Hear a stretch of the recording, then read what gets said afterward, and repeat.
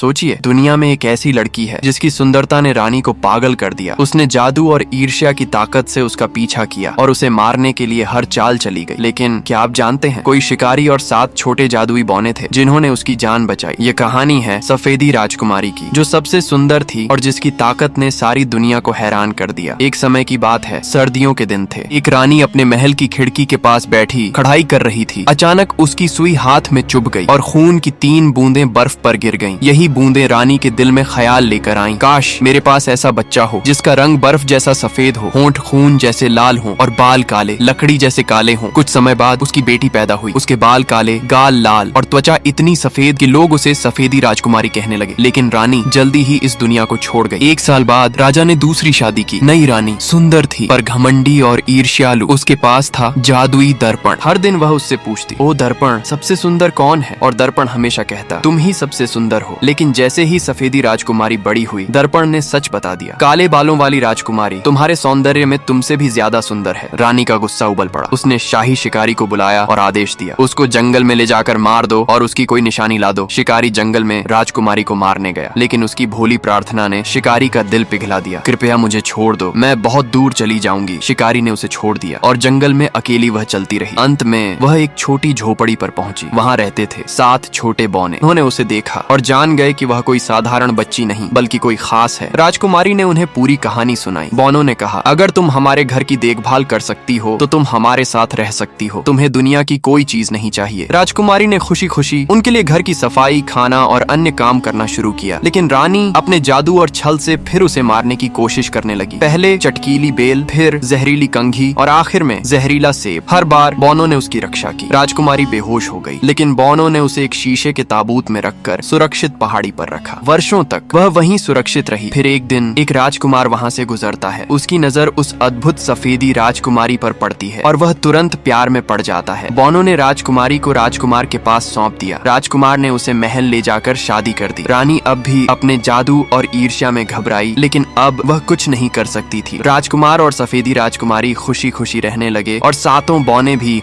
हमेशा उनके मित्र बने रहे।